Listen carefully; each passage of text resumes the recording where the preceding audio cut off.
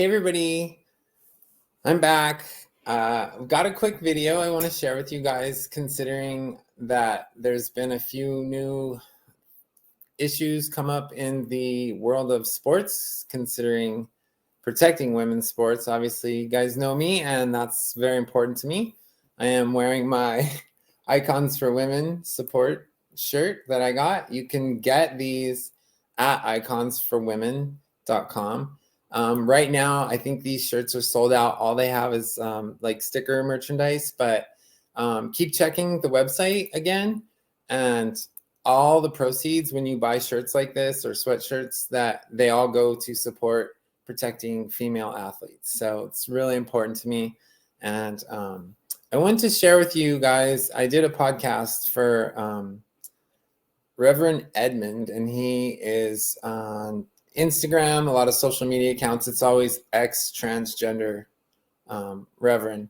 And we'll see it here. And I just wanted to, in this interview, I talked about a few things, but I wanted to clarify a few things because it was kind of recorded like on the fly. It was super late at night as well, just like it is right now. So, but let's give a listen, and gives you guys a chance to like kind of see more about me personally. And thought you guys might be interested in some of that. So let's check it out. Can't stop it. So which part of the globe are you from? Can you tell us? The southwest region of North America, so Arizona, Nevada, and I've lived in Colorado. When I lived in Colorado, that was when I pursued my athletic career for the most part. That's where I was competing in sports as a professional athlete. I was always involved in sports before I transitioned, obviously. Since I am a late transitioner, I've been on hormones for about 8 years now, I think. And like I said, I've always been athletic, but I was only professional, like paid to be athletic from, say, like the age of 26 till about 32. I retired from racing completely at 40. So now I ride not competitively, but in like, what do they call it? Grassroots leagues, or just non-competitive, but nonetheless competing still in sports. So when you say you race and you ride, can you elaborate? What vehicle is that? Is that a car or bicycle? My new race bike right there in the background, my motorcycle. Wow, okay. That's what I raced. But when I was younger, growing up through all my life, I've ridden dirt bikes, so off-road. So I was a professional motocross racer for, I think my professional career was only maybe 8 years, but I was, I've been riding dirt bikes, racing all my life. So that's where I thought the Jubilee podcast was going, was hopefully we were going to talk about sports. And that was my goal, because everybody knows me, and I'm not that popular. Being on the show with Blair White has helped tremendously. I've always followed her, and we've chatted a bit in the past, like through messengers, but having her on the show was amazing. But like I said, I've always been a sports advocate for protecting women's sports again. And what I wanted to more elaborate on that too is that it's not that I don't want trans athletes to be able to compete. And I've been talking about this on Twitter lately, that a lot of divisions out there have actually, like, say for instance, UCI cycling, they've actually changed their rules so it protects the women's class, and only women, biological females, can compete. I hate saying that word. You guys know that. Biological women can compete against women, and that's it. So what's happened now, these trans athletes are getting so narcissistic that they've created an open division and allowed the trans athlete, you can compete in open or men's, wherever your biological sex was. So it could go the opposite way. If you have a female to male transitioner, they can't really compete in the female division anymore because they're on testosterone, and that's considered a PED, performance enhancing drug. So they would have to go to the open category as well, and or they could go to the men's, I guess. I don't think that would be fair for them, but that's what I was, back to my point. Sorry, getting off topic, but the problem is they've created these open divisions and now nobody's signing up for it. So when it was like, hey, we can be in the girls division, let's sign up. And now they're like, no, you can't do the girls thing anymore. So you can do open or men's. And now nobody signed up for the last like 2 UCI races. We all know that swimming, World Aquatics, has decided to keep everything female, and that's great. So I just wanted to let everybody know those are the facts right now. That's what we're up against. And like I said, we have USA Cycling.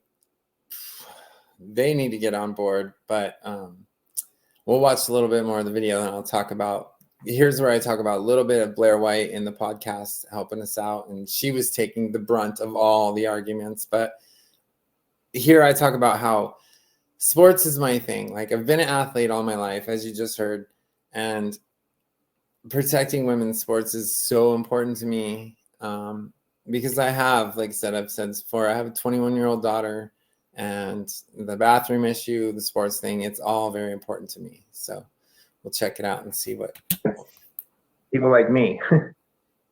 Amazing, which is actually totally the opposite what's happening today. You know, where women's spaces in sports arena is being, well, intruded by trans women, you know, and I think like by the little research I did on you, you actually fight for women's rights instead of trans women's rights. So that's like, that's unique, you know, and that's like, wow, that's unbelievable. And I'm so proud of you for even doing that, you know. And can you like share with us how you ended up in that zone, you know, as a trans woman, how you ended up supporting women's rights instead of trans women's rights, as a lot of liberals are doing it today? How did that happen? I mean, can you share with us? Yeah, of course. Gosh, how did it start? That is a very good question. I guess just my athletic background, and when I retired from motocross racing at 40, I picked up mountain biking. Because I had a severe crash that almost ended my life. I had 4 broken ribs, punctured lung, a collapsed lung, broken shoulder blade, broken collarbone. I was a mess. I was 2 weeks in the trauma unit, and I retired from the motorsports side of things and picked up mountain biking. And so moving to Nevada, Las Vegas, I started, racing with mountain biking, and I had already transitioned at the time. And I had female friends, and I just wanted to say too, throughout this conversation, anytime I say female or woman, I do mean biological. I don't feel I need to say that 3-letter word starting with a C that I hate. For the record, the 3-letter word is cis, C-I-S. I think that word should be struck from the vocabulary of every person on the planet. It's a stupid word. It should have never been around, and I hate it. So that's what I'm meaning when I'm saying the letter C. That word is cis, and we don't need to use it. We don't need to use biological. We just say women and men. That's it. I am a subcategory of a man. I am a biological man who presents this way. If you want to call this transsexual, woman face, you can call me whatever you want, but this is how I am. This is what I look like every day, every night when I go to bed, every day when I get up for go to work. This is me. And that's just the way it is. I don't go by pronouns. I don't demand anybody use pronouns. And that's what I'm getting at. I don't believe it should exist. So I am talking about biological females, women, adult human females, anything. If I'm talking about a trans person, I will say trans. So, but off on that time. That's my rant for the day. I'm just kidding. So yeah, I started racing, and all my female friends were like, "Hey, Jess, you should race in our group." And I'm like, maybe not. I was like, no, I'll just race with the guys, and wasn't that big a deal. I mean, being on hormones, I get my butt kicked out there on the track. Like I have nothing for those guys, you know.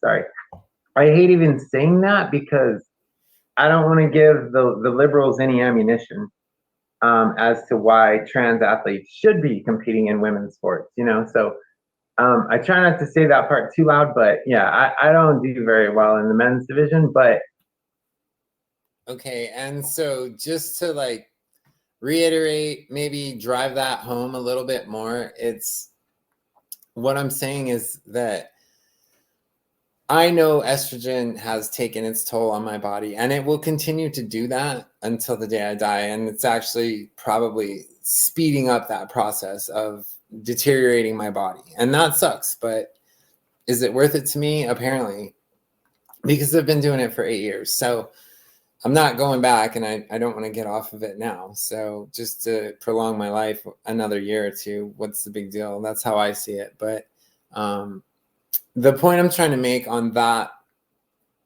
statement there is that if I go around saying, oh, you know, I can't do as well as I used to do in the men's division, I don't like saying that part out loud, because then I'll have some other TRA, a trans rights advocate, out there going, see, Jessica says that she can't even, you know, ride as fast as she used to, so she should be able to compete in the women's division. And no, that's still not fair, and, you know, not to be misogynistic or belittle women in any way. I've talked to several women online and in person, and they don't see it that way either. They just see it as me standing up for their rights. But like I said, I don't like saying that too much. I'm doing it right now, but it's not fair. Even though I'm not as strong as I used to be, I'm still pretty strong when it comes to sports and athletics. Like I'm, you know, kind of worthless when it comes to lifting heavy objects and stuff like that. I could still do it, but it takes a lot of my energy to do it. So that's kind of where I'm going with that one. So let's check it out. I still have fun. It's still a challenge. And that's what sport's about, challenging. It's not about cheating.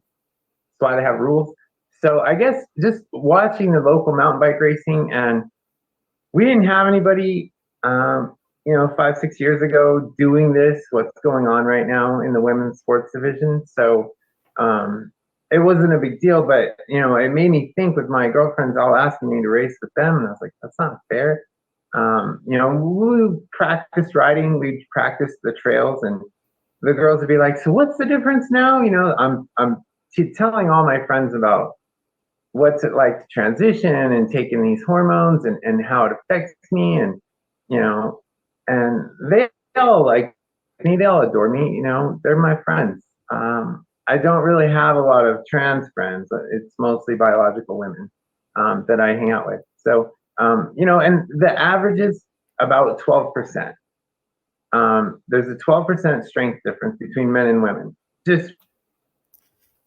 And that is a fact. And I get tired of all these other trans rights activists saying, oh, you know, the estrogen that you're taking lessens the difference down to almost nothing. Like, and it does, it brings that 12% number down to like 8, but that is it. It never goes below 5 in running competitions, because let me go full here.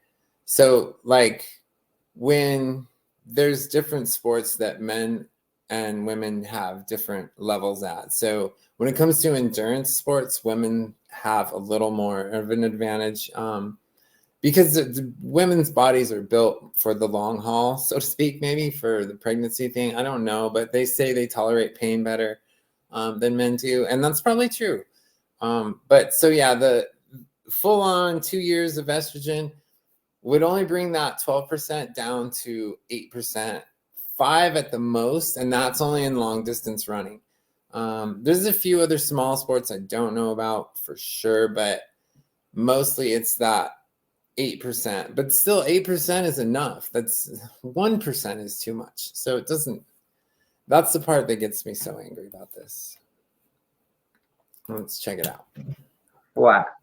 That's not even at the elite level. That's just an average, you know, citizen level. So knowing that, and then a lot of the girls that I ride with, they're 8 to 10 years younger than me, some 40, almost 49, and they're in their low 40s, high 30s. And, just I can out pedal them up the hill all day. And, they're asking me to race with them. And I was like, this isn't right. And then it just started popping up on my Facebook feeds, my Instagram. The other trans athletes were like, hey, look at this award I won. And I was like, wait a minute, did you race in the girls' class? Like, it just, and then when Leah Thomas thing, Yeah. when that happened, I reached out to Riley first. I was one of the first people to touch base with her. And since then, Beautiful. our relationship has grown immensely. Like we can text each other the middle of the night, doesn't matter, Monday, Tuesday, Saturday, it doesn't matter. I can ask her a question, she can ask me a question. And it's just, I got lucky being her friend because I reached out first. Immediately, I was like, hey girl, don't stand for this. Don't let the media get you down. Don't let anybody tell you you're doing the wrong thing.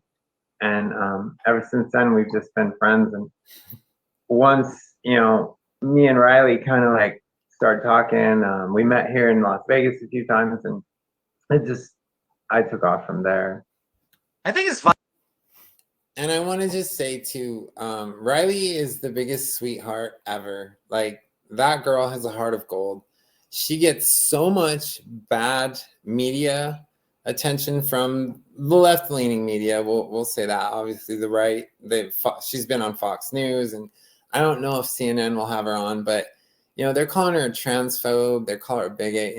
She's not erasing trans people. It's that part. The whole Leah Thomas issue drives me insane, you guys. I can't stand that person's name.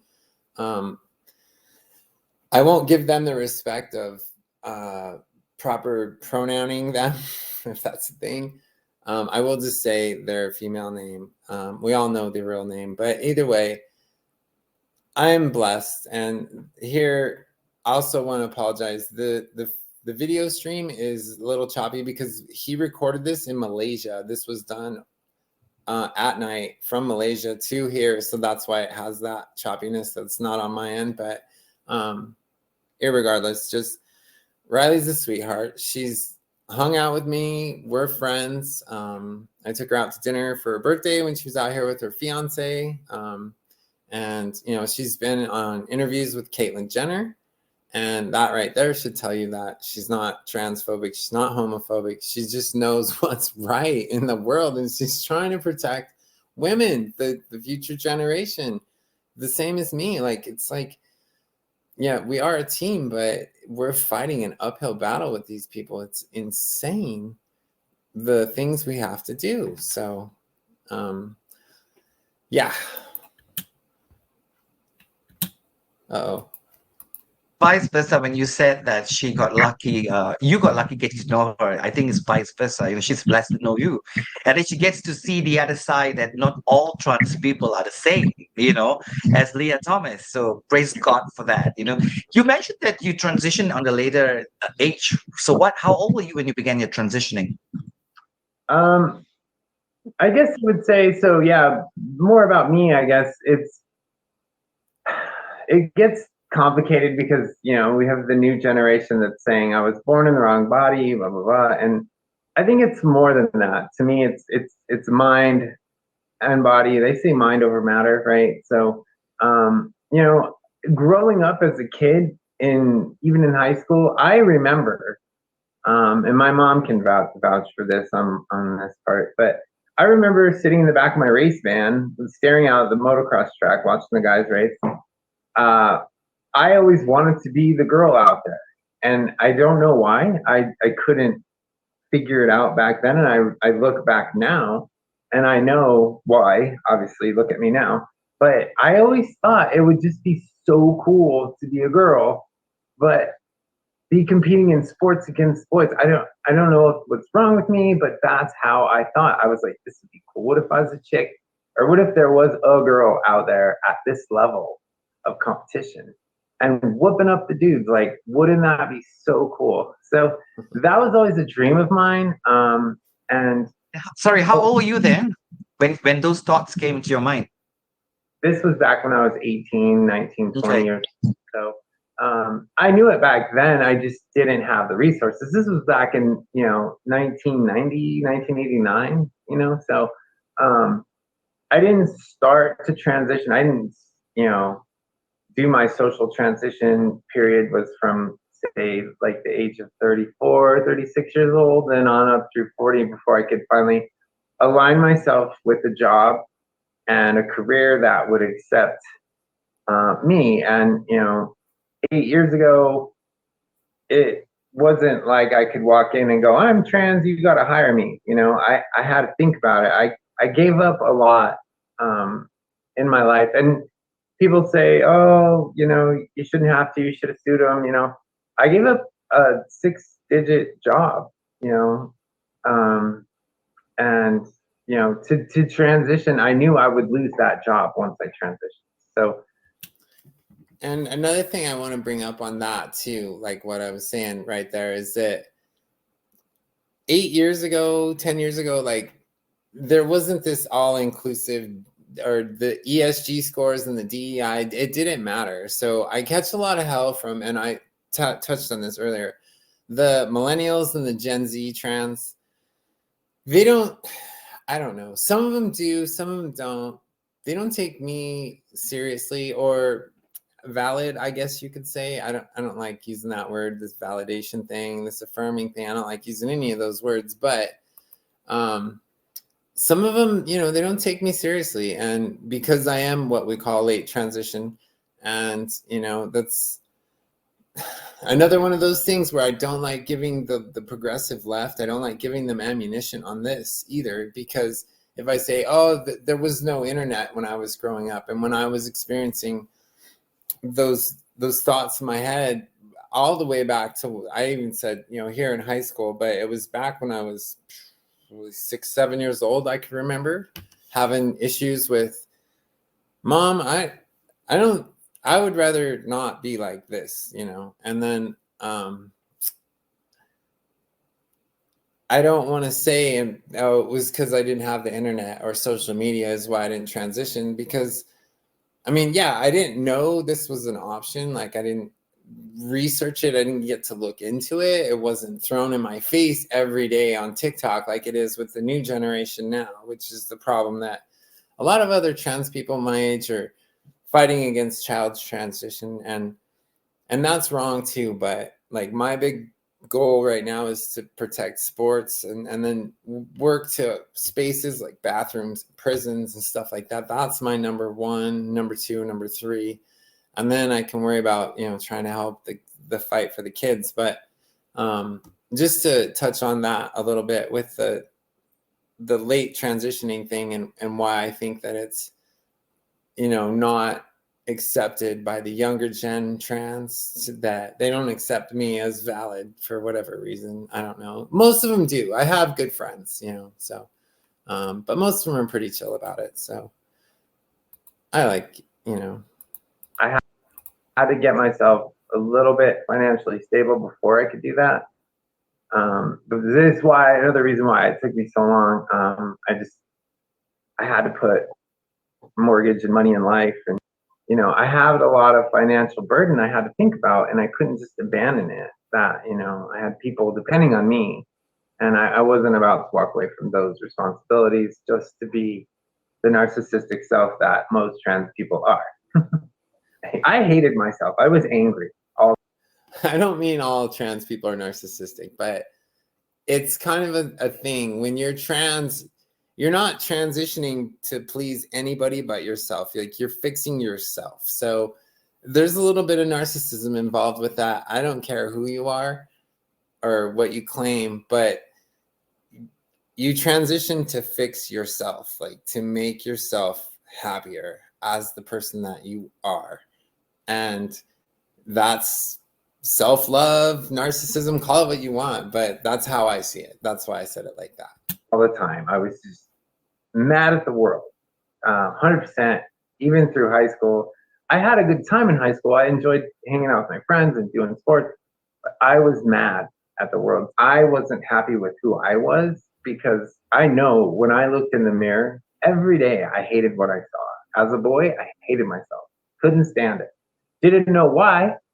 Couldn't put it together that I might be, in the wrong mindset, the wrong body set. And I just literally couldn't see myself being with somebody else, and finding another mate seemed important to me because the society said so. Okay, so as you can see, that was a pretty good interview. It goes on for about an hour. I'm gonna end this part of it right now, and we'll come back to the rest of the stuff. It doesn't really pertain to sports as much. There is some more sports talk on there, and I want to go over some more things with this video, to be exact, on everything. So, but I did want to bring up the topics that I was talking about at the start of the video was NAGA. It's weird saying that, but it's the National Association for Grapplers, which is jiu-jitsu. There's this that just happened, and because of the I don't know how to say it properly, REDUXX magazine, that lady, I posted on Twitter too. She's amazing. She did a report on it, and that there's these male athletes competing in jiu-jitsu wiped the floor with the girls, like, and bragged about it, much like that criminal Fallon Fox or Alana McLaughlin. Those are two female MMA trans women MMA fighters who fought females and beat them up, and then bragged about it, like laughed as if, that's so funny.